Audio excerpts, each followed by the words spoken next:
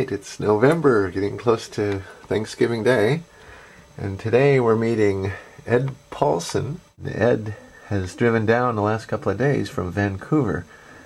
I actually met him yesterday when I was doing a class with the Lyceum, and he's got a beautiful Kadet Senior, purple and white, and he said he didn't want to break it.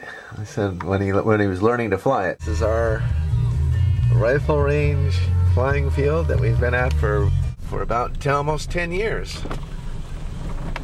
End of an era coming though. In February we're told that they're going to start building houses and we're going to have to leave. And meanwhile we're going to meet with Ed Paulsen and teach him how to fly. And there's his beautiful Kadet Senior. Hi there, Ed. Well, you know, there was a few sprinkles, and I thought maybe we wouldn't make it, but it looks pretty good right now, huh? Yeah, it does, right? Good to see you. Yes, sir. Good morning. Yeah, so now you get to see the rest of the plane.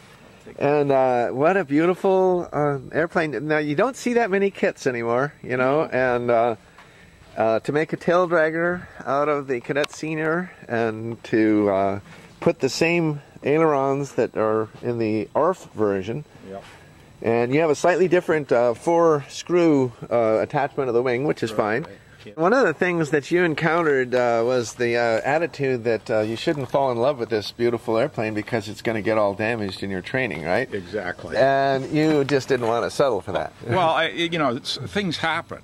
But just to go into it with that mindset. Exactly. That's what I say. Yeah, you know, to accept that it's going to get trashed is not really. I mean, it could happen. You know, and you know those things do happen. I'm not naive enough to think that. But really, there's 4 categories. You know, if you don't do anything stupid, by that I mean forget to charge a battery or have something reversed or something like that, then that's not the category.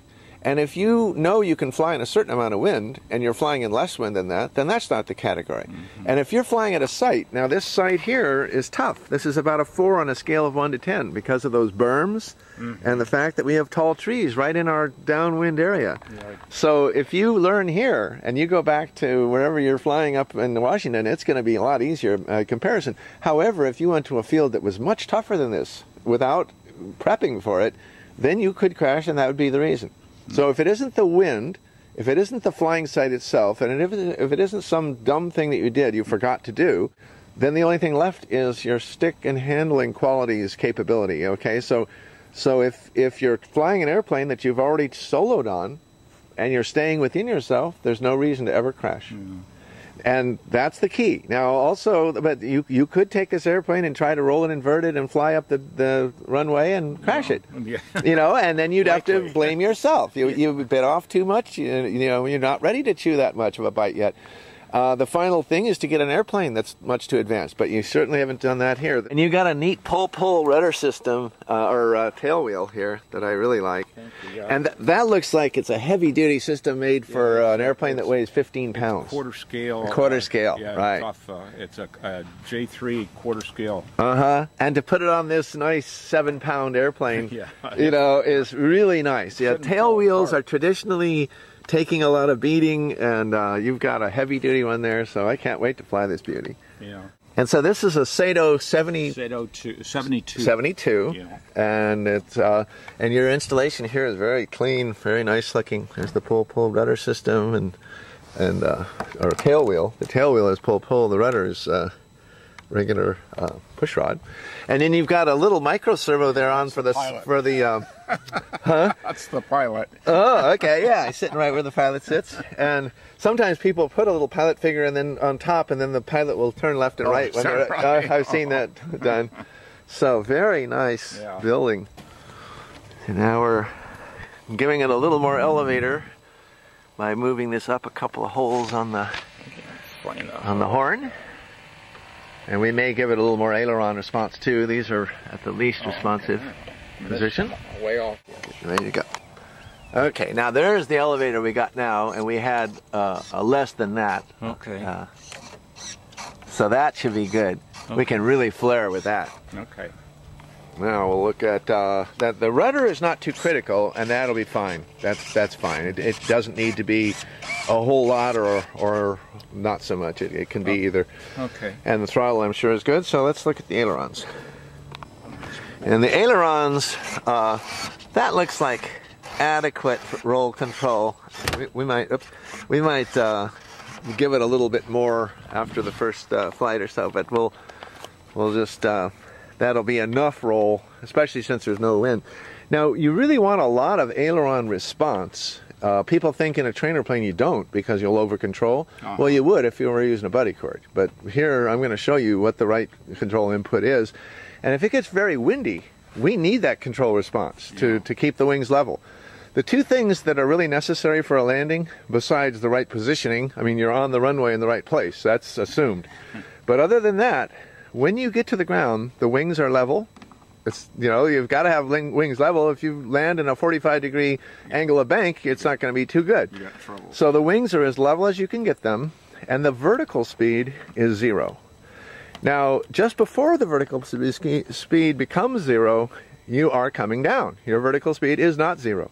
But it's pretty close to 0. At 1 foot off, you're actually trying to zero it out. Okay. At 2 feet off, you're coming down at 1 foot per second. At 10 feet off, you might be coming down at 5 or 8 feet per second. It just, you know, it washes out, and so it becomes 0 as it gets to the ground.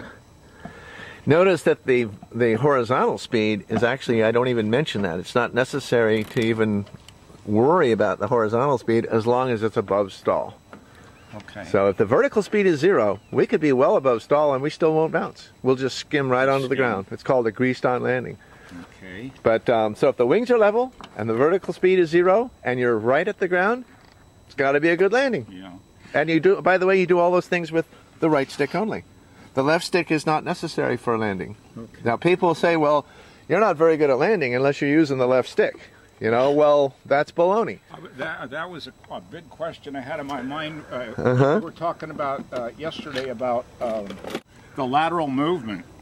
You know, let's assume that first of all that the wings are level, and then but if the runway's running this way, we're kind of, you know, at an angle. Now at that point, do we make the left turn with ailerons, or do we use a rudder? You can still use the ailerons if it's in the air, but if you're very close to the ground, you don't want to make a huge bank angle, 10 degrees or so, you know. So yeah, just don't do anything big. But once it's on the ground, then it is the left stick, then it is the rudder, and the steerable tail wheel in this case. So the but until you get all the way to the ground, the rudder really isn't necessary. Now you can use the rudder, and you don't want to be afraid not to use it if you are slipping an airplane in and trying to land it shorter or on a shorter runway. But what's really nice to know is that you don't have to use the rudder, and to make a good landing. And that's nice because everything's done just with this right stick. Once the throttle is back at idle, you can literally take your finger and put it off the side because it's not going to be needed until you touch down. But you don't need to put it off the side either. But you could, and we will be seeing this as we get going here.